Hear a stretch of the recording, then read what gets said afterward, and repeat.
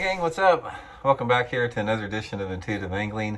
Really appreciate you guys checking today's video out, and got a really good video for you guys in relationship to just 2023 is right around the corner.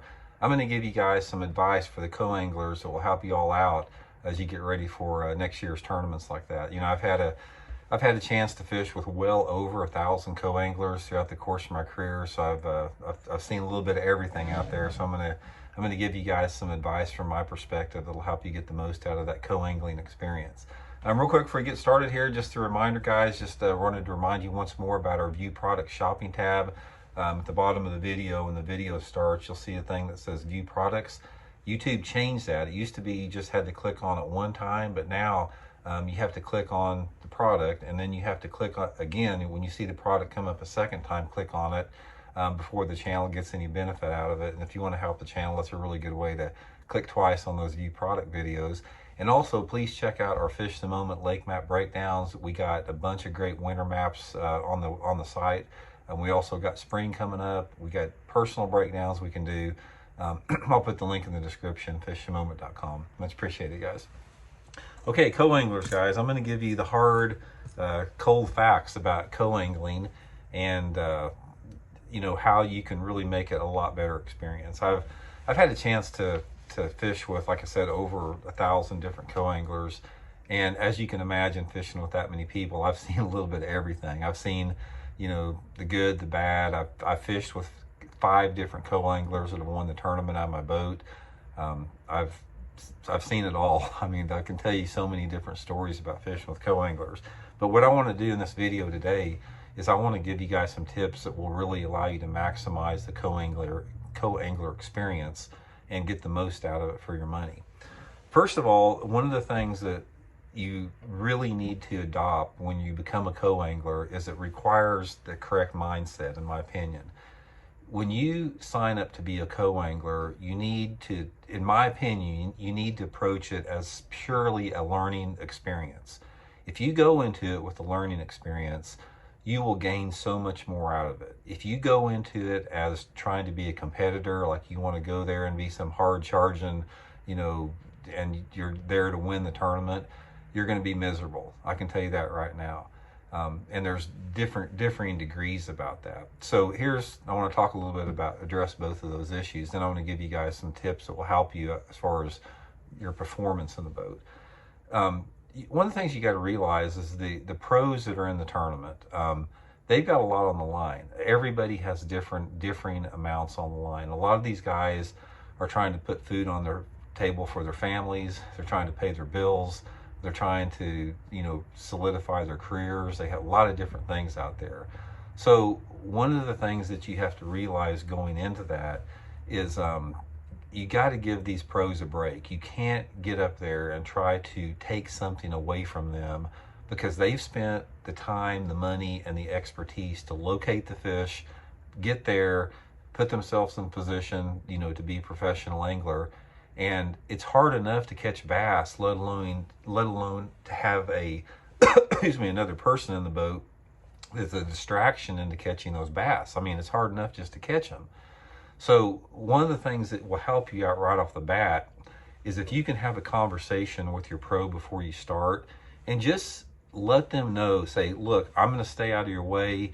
You're not ever going to see me casting up in front of the boat. I'm not going to rush you. If you're fishing a brush pile, I'm not going to watch you cast in there and then cast a foot away from you. If you do that, your pro angler's anxiety will immediately drop way down. And once you do that, once a pro angler realizes that you got somebody in the boat that is not going to impede them catching fish, they will most of the time be a wealth of information for you. If somebody comes to me, like if I draw somebody out and they go, Randy, I know you got a lot on the line here. You're not even going to know I'm back in the boat there. I'm just going to be quiet. I'm not going to try to match you for cast. I'm not going to cast in front of the boat. If you want to cast to that log 60 times, I'm not going to cast in there. If somebody says that to me, I am going to bend over backwards to give them so much information. I'm going to share secrets with them. I'm going to share tips with them. I'll answer whatever questions they have. I mean, I will help them out. But if I get somebody in there that is like, say for example, I flip a jig up next to a log, and I realize that in order to generate the strike from this log, I may have to cast 30 times to it with 5 different baits.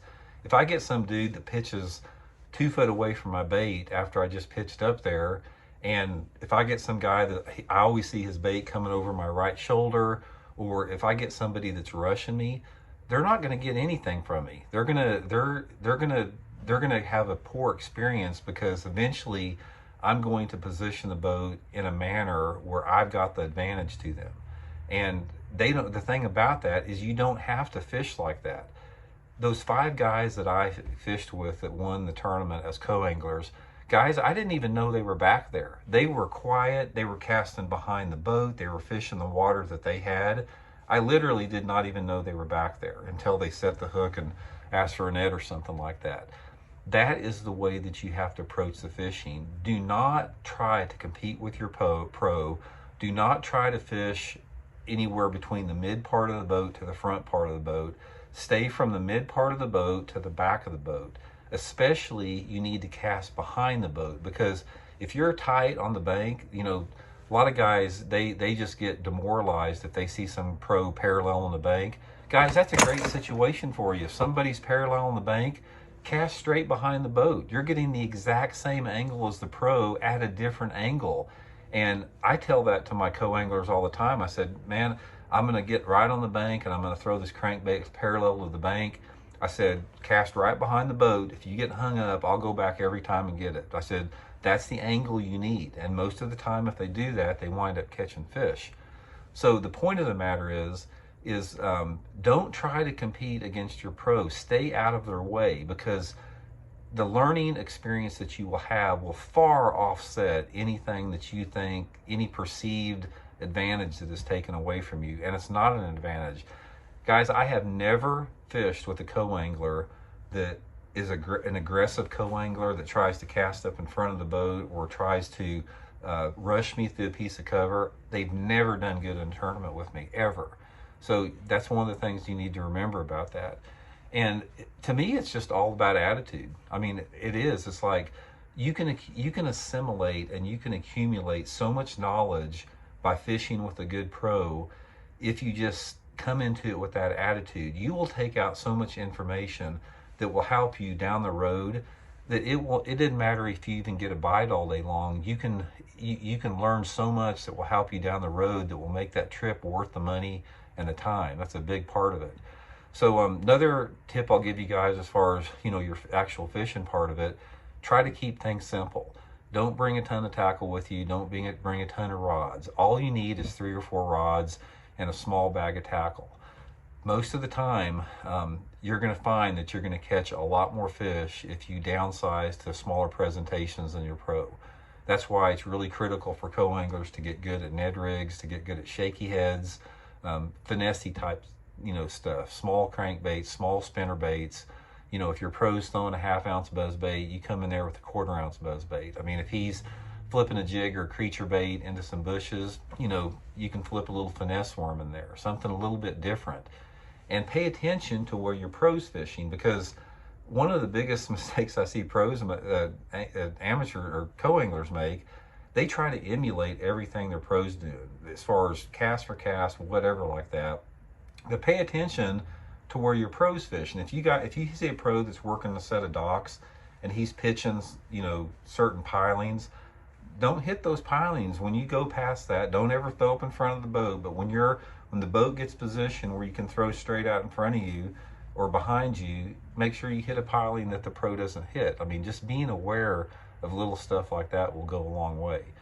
But the biggest piece of advice I can give, well, there's, like I said, 2 pieces of advice I can give you guys, whether you believe me or not, I'm telling you the truth on this, is fish behind the boat. Learn to fish behind the boat. You get better angles. You'll catch more fish doing that. And reduce the anxiety level of your pro by telling them that you're not going to rush them or throw in front of them, and you're just going to stay out of their way. Just try that. If you try that, the whole demeanor of your pro is going to change. He will become your buddy for the day, and he will share info with you that he normally wouldn't throw. But I can assure you, if you're one of those guys that get in there and you got this hard charging testosterone full of ego that thinks that you're there to win that, you know, co-angler division, and you're just all balls to the wall, you're going to be miserable. That pro is going to shut you down. I can assure you with that. He's not going to put you in a position where you can't fish, but he's going to put you in a position where it's hampering you, because he has to do that in order to get the angles that he needs to. It's not fair for a co-angler to hamper or limit a pro on the angle that he needs to approach a piece of cover to catch that fish. I'll give you guys a prime example. I won't name the tournament because you guys will know which tournament it is. I don't want to highlight who this person is, but it was a big tournament, a big championship tournament for FLW. And I was fishing isolated logs, and these logs were spaced apart like 50 yards. And the only way that I could generate a strike was I had to circle these things about 3 or 4 times, fishing like a snail. I'd pitch a jig in there, I'd come back with a crankbait, I'd come back with a spinnerbait, and a lot of the times after I'd fish this thing for 5 or 10 minutes, I'd finally generate the strike. I had this guy out of the back of the boat. It's like I would pull up to this lay down or log, I'd pitch out there, and inevitably I'd see this bait coming over my shoulder, landing 2 foot away from my bait. And he started doing this for like, you know, 5 or 6 logs in a way. And finally I just told him, I turned around, I said, man, I said, you have got to let me fish this thing. I said, after I'm done with it, you can have at it, you can fish it as one. But I said, but I cannot catch these fish unless I make these multiple presentations. And I can't make these multiple presentations if you're casting all around this laydown. And he kept doing it. He would not stop. And finally, I just put him out of position. And I approached the pieces of cover where he simply couldn't cast to it. But if he would have been cool about it, I would have given him the baits that I was catching him on. And I would have maybe slowed the boat down and let him come at it, you know, with some of those baits. So just remember that. Try to put yourself in the pro's position. It will go a long way. But again, guys, try to use it as a learning experience. It's being a co-angler is the quickest way to become a good angler if you approach it from that. Go into it with a humble, non-aggressive attitude. Try to befriend your pro and try just to be an information sponge, and you will have a really good time from it. So that's my advice from fishing for over 35 years with over 1,000 different co-anglers. That's the advice I'll give you guys. So hope that helps out. We'll talk later. See you.